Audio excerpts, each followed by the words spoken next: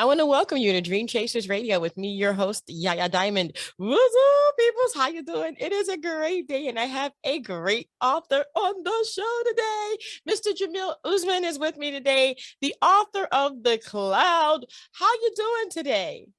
I'm fine, Yaya. Thank you for having me.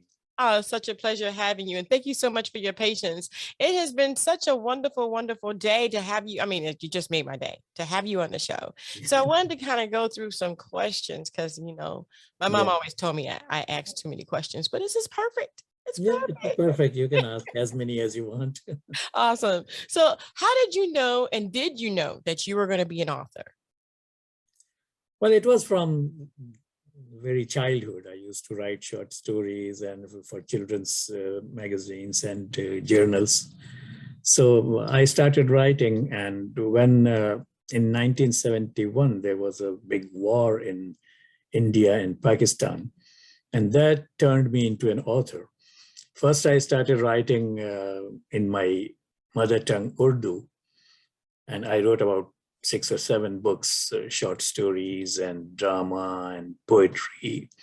Then I thought that I could write in English too, because I did my master's in English literature.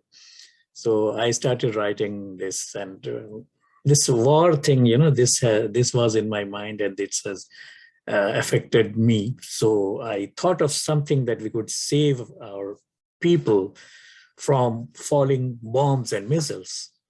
And that, led me to writing this book, The Cloud. And it's about mechanical cloud, an artificial cloud that is spread over the city. So nothing can come down, nothing can penetrate it. So, wow. Yeah. So that's how this book came into being. Wow. So so are you talking about the current war that we have in the North? No, not the current war. Your The war or general, another war. General wars that, countries fight and Yeah. bomb each other's territories. Yeah. And that is a tragedy to tell you. I don't understand it. I think that we can my mom always told me solve things with words. Yeah. Yeah, with words. So, wow.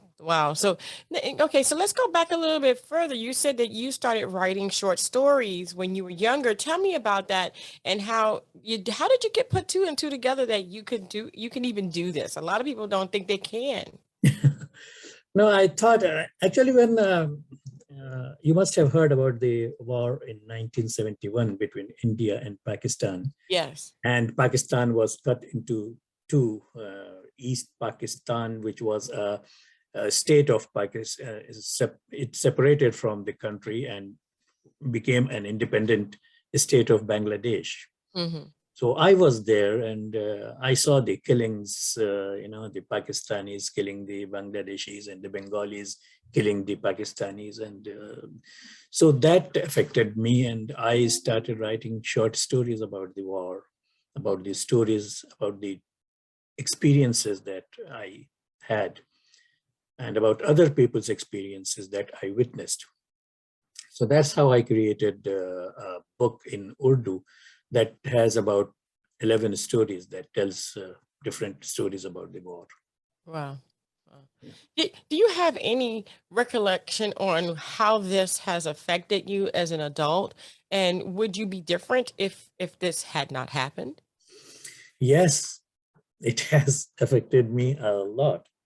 I wanted to be a physician, a doctor, and I had gotten admission in a medical college in Dhaka in Bangladesh. And I was about to begin my career, begin my studies, and then the war started. And it totally changed my life. I had to run to save my life. And from Bangladesh, I crossed into India, from India to Nepal, and from Nepal, I flew to Karachi to save life. And when I came to Karachi, the time was past. I couldn't study anymore, and I had to work to, feed myself and my family. So that changed a lot. Wow. Did you ever go back to college for something different or study or get any certifications? Yes, I did go back to college in Pakistan, and then I studied something different. I studied English literature, Mm, and I did my master's in English, hmm. and then started working there, and also writing. Wow. Wow. It is, I'm glad that you're okay. I'm fine. I'm glad that you're okay. I'm glad that you made it out because we need to Yes, be I talking here mean, today, you know? yeah. Yeah, definitely. Many people couldn't. I know many people who couldn't. And And yeah, that was, there yeah. are still about hundreds of thousands of people. They are living in Bangladesh, and they have, they don't have any rights. They are not Pakistanis. They're not Bangladeshis. They have no rights. They are in living in camps for the last 50 years. Oh my gosh. I Yeah. had no idea. Yes. Yeah. It is Okay, so these people are still there living in these camps in the camps. Yes. after 50 50 years. Yes. years. Bangladesh doesn't accept them. They say that these people are not our citizens. They are Pakistanis. And the Pakistanis would not accept them. They says they are not Pakistanis. So they are hanging in between. My gosh. Yeah. As a person who lives in the United States, and the United States is really big, and it's huge. It's huge. I mean, from coast to coast, from top to bottom, it's a Yes, it's huge right. country. Yeah. We don't really know a lot about, and at least I don't, I have to say me. I don't know a lot about what's really going on outside of this country too much. I mean, I'm kind of versed, but not like that. Yeah. With your book, The Cloud, what can we learn from that? Well, from my book, you can learn to fight oppression. Mm, It's it teaches courage, determination, and to fight for self-determination, and to and not to accept oppression, and to get out of it, and for freedom, fight for freedom.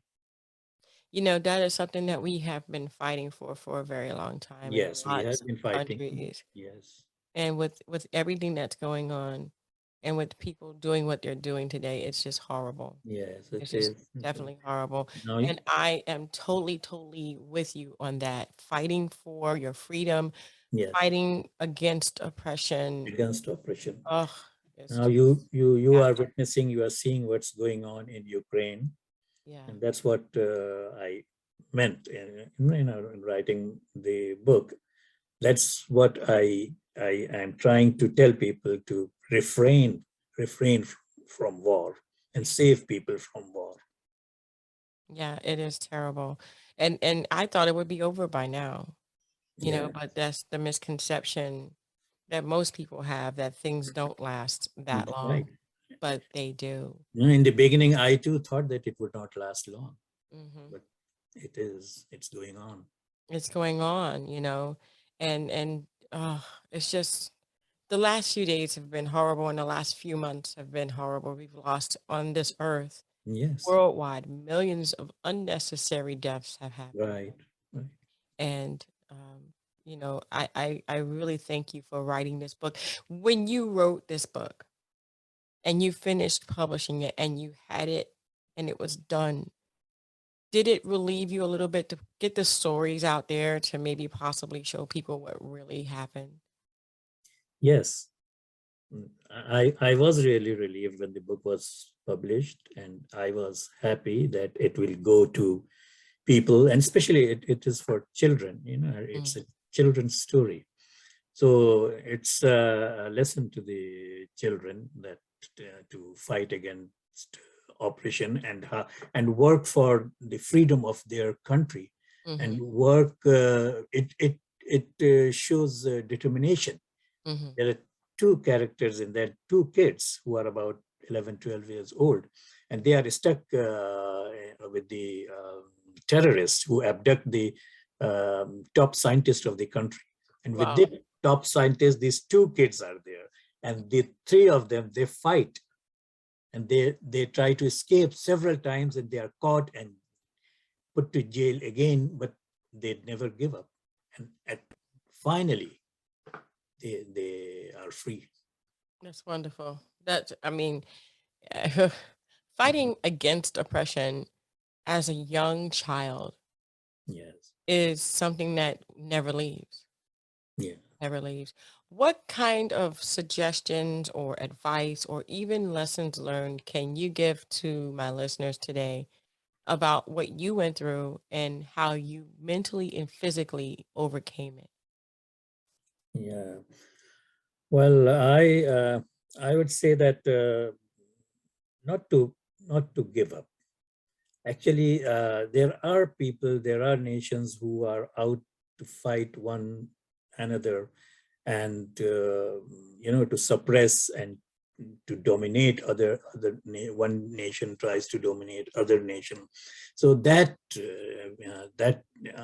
the lesson is there that we should not allow that to happen. And there are people, there are terrorists who take advantage of those rogue states. They try to buy people and make people slaves. Yeah. So we have to fight those who are trying to do that. Yes, definitely, definitely. And never, ever, ever give in. I think Never, that, ever, ever give up. no, never give in. I think the fight has just begun. I Yes. don't think that most people know that we are fighting. Yeah. That's And right. I think that's going to be a problem that is going to have to resolve itself because we Yes. are in a fight. We're definitely in a fight. Well, I want to thank you so very much for being on the show. Where can people find the cloud? Where can they get this? Well, it is with the on the publisher's website. It's Dorrance Publications, and it's www.dorrancebookstore.com. And also, it is available on Amazon and Barnes and Noble. Awesome, awesome. Well, we have the Amazon link. I know that, and Yeah.